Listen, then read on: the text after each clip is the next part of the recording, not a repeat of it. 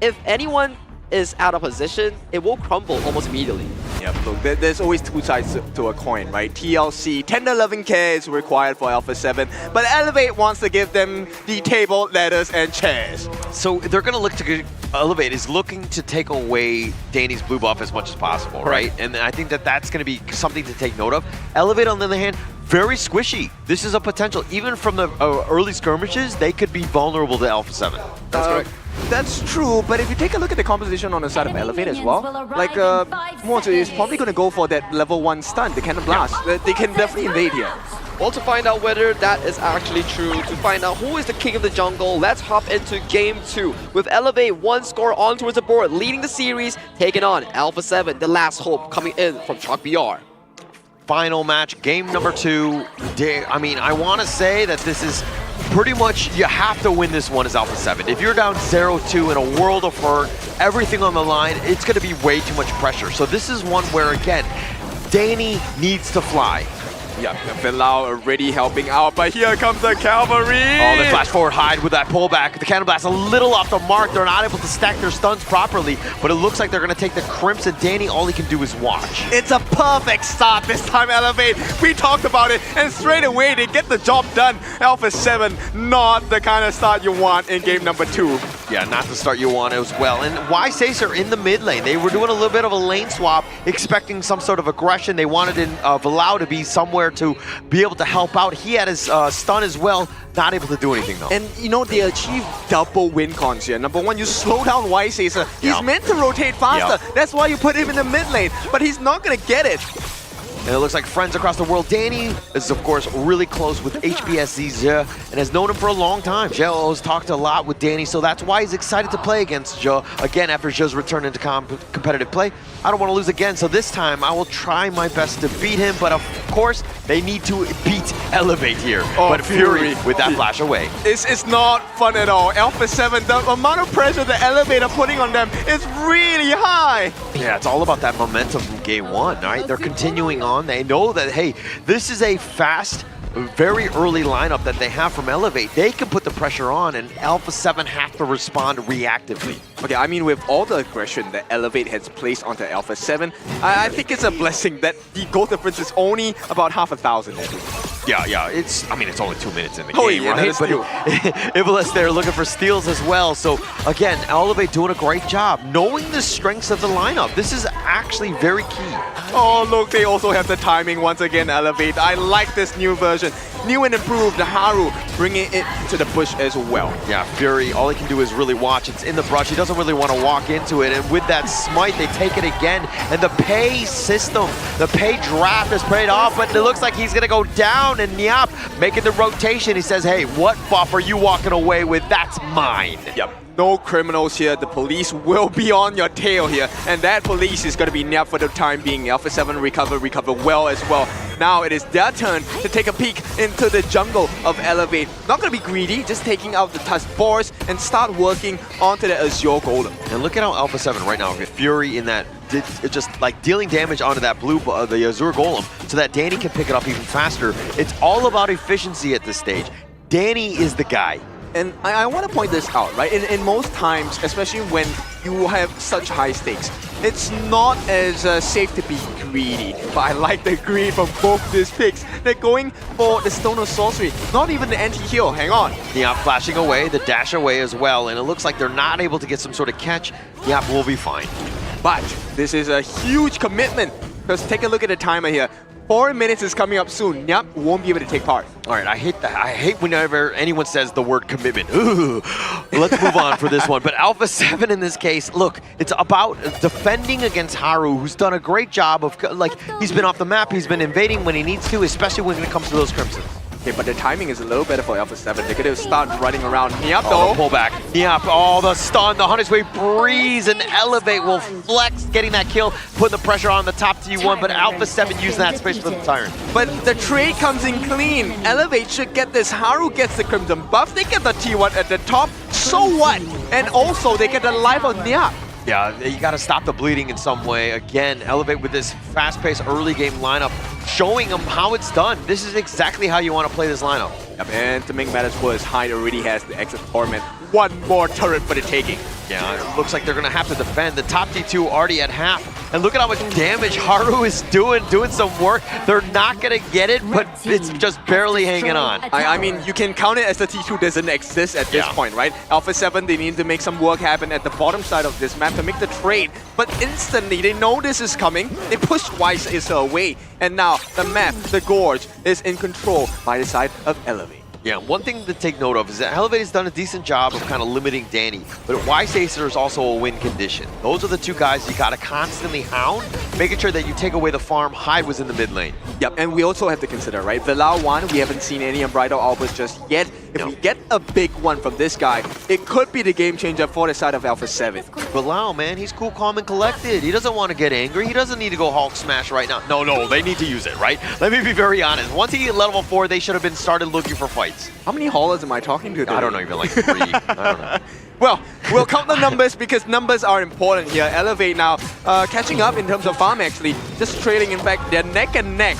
So Alpha 7, this next fight needs to be really considered. How well do you want to take this? Ivalice waiting in the wings, potentially going in with the Cannon Blast, catching out Vilao. He's going to be backing off. Now they need to defend these Crimson Golds. You cannot be giving them up for free. Yep, and straight away Elevate, they make the very core decision here to try and rush the Overlord, and that's a great decision because they will get it. And now, Alpha 7, they have to deal with all the minion waves. Yeah, it looks like they're going to take the Overlord here. Alpha 7 sticking together, but they're not able to really find any sort of pickup. I mean, look at the enemy jungle. It's largely barren at this point because Elevate have kind of looted and pillaged their own, making sure that they've taken it away from Alpha 7. Yeah, and Haru's level is 11. He is 2 levels ahead of Weiss Acer. That's an instant delete button if he gets his hands onto the Parasola here. So Alpha 7, they need to be really careful. They need information. Yeah, and look at this. Hyde with that steal. Danny actually a level behind Haru.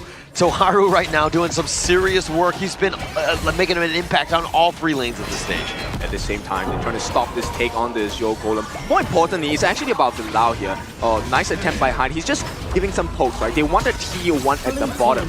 Oh, they'll take this one, but Danny getting a little bit low. He's going to be focused in, and Ivalice gets the pick off. Vilao, all he can do is watch, not even using the Umbrella Outburst to save your friend. Yep, this is a disaster. Weiss Acer in danger. Oh, now they're going to go for this. The Umbrella Outburst on, and they find Ivalice. They get the return kill, and now with Weiss Acer doing some serious work on the back, but it looks like Vilao way too far. Weiss Acer has been killed as well, but Fury gets the pick, and Haru on the return wants the revenge, gets the pick off on a Fury. You cannot stop them. The Tiger is online. Tiger is here by Haru. He is one of the big win conditions, but Azar as well. What a nice catch onto the lives of Weiss Acer. Oh, look at this damage. The mid T1 just going down so quickly. Haru is doing so much work in the early game. Yep, they just beat him in black and blue. A nice ultimate by Vilao, but unfortunately for them, even though they had Weiss Acer with the damage, he got caught off with that last final shot by Azar there. Yeah, just a great play all around. I mean, just making sure it happened. And I mean, Alpha 7, they're willing to fight. If there's a fight going on, they're continuing on, which might be the detriment to the team. Which shows you, right? If Weiss Acer does not make it out in the fights early on, they lose it. Yeah, for sure. And now with the teleport in the mid lane, it looks like, you know, Danny, it's about the farm. He's so far behind. He's 2 levels behind Haru, who has been snowballing out of control. Yeah, and Haru now at level 13. I think anyone is a buffet on the plate for Elevate at this point. Yeah. Which is, like, I mean, you could do whatever you want. You take whatever you want. This is your game to lose. And Elevate with so much pressure, doing such a good job with this pay draft. Okay, maybe there is a silver lining. Danny just got his hands on the Insatiable Tome. There is going to be lifesteal available for this Luna. But it's going to be a tough one because the level advantage, the gold advantage now, this side of Elevate.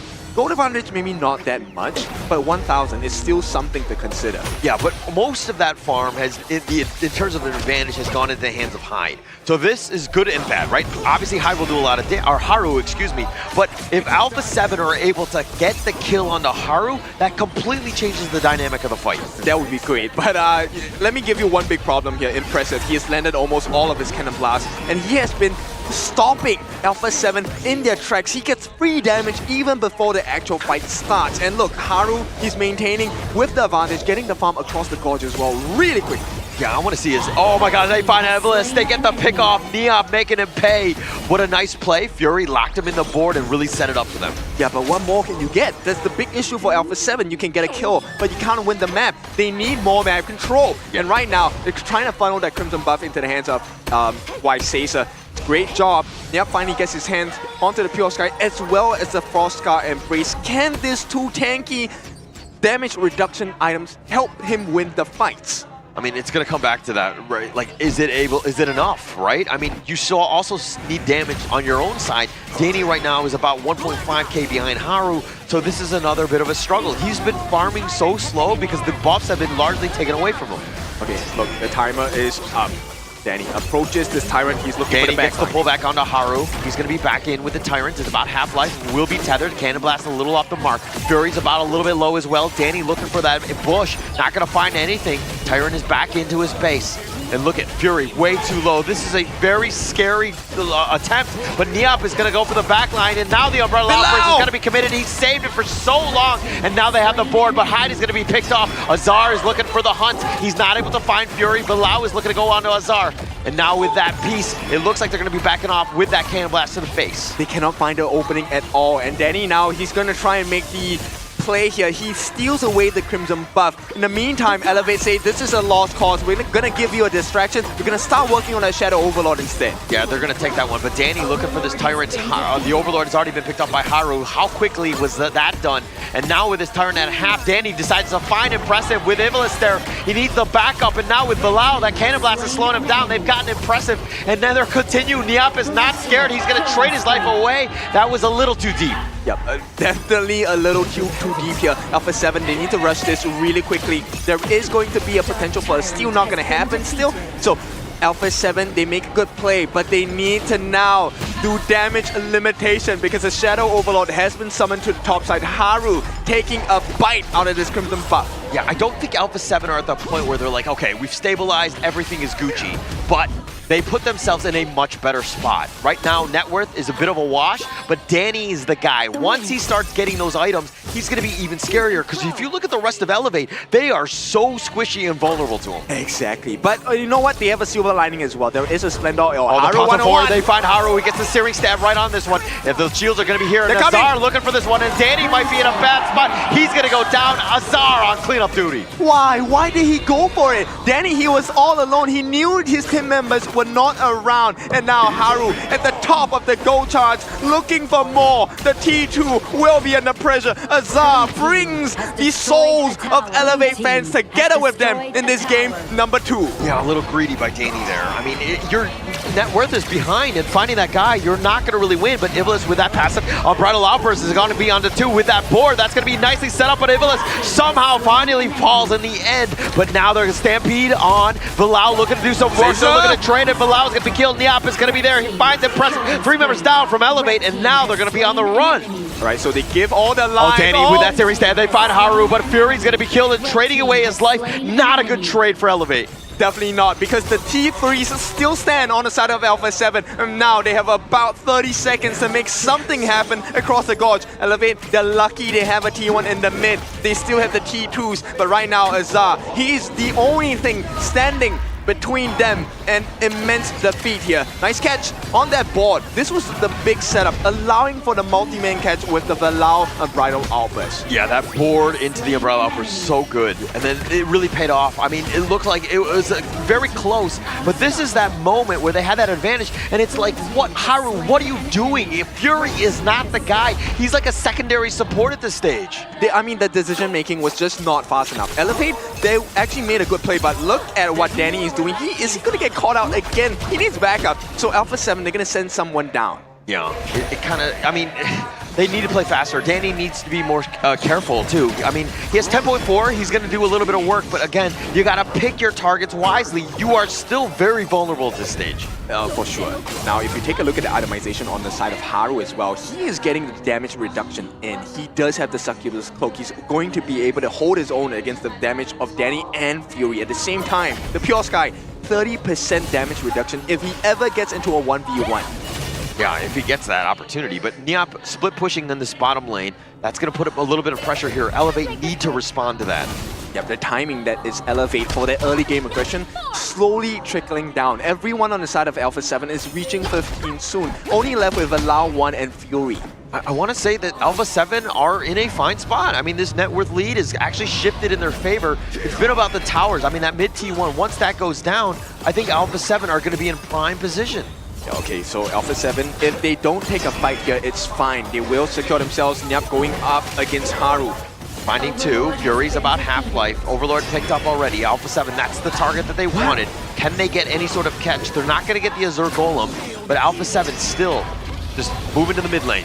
That was a really early usage of the ultimate by the side of Ivalice. Oh, they've got all 5 members. They were looking for the gank, and they find Fury. They get the pullback, the passive, the flash away, and he's been chased down. Hyde ensures that he gets it. He's going to cartwheel back to safety. Bilal is not going to do too much, and they find this out, and Elevate is continuing on, doing a little bit of work on the Niap with 2 members down from Alpha 7. They have an opportunity here. Yep, this is doors opening. They're pried open. Who cares about the backdoor defense? Alpha 7 now, they need the damage, and they don't have it for the next 30 seconds. Danny may be 15, but he is not a one-man army yet. Not a one-man army at this point. Elevate doing a smart move, taking the Azure Golem. The Vanguards are there, so they have to deal with that, but they're going to take the Shadow Tyrant instead. And this is structural damage on that T3 bottom. I mean, at this point, I think it's fine, right? Because you have an open wound in the middle side of the map. True. Now, Alpha 7, they will have to manage this. Lucky for them, it's right smack in the middle. You get to move towards the neutral objectives a little quicker than if it was on the opposite sides of the maps. Yeah, and just as back and forth this game, this entire series has been throughout. I mean, it looks like Alpha 7 kind of fumbled a little bit on that one. They've given up a little bit of this lead, but Elevate finding ways to come back into this one. It's all about the control, right? Right now, it's all about Ivalice and Impressive. Can they get the catches? We've seen Hyde as well. His immense potential to catch Fury and force them off. That is a win condition they need to achieve.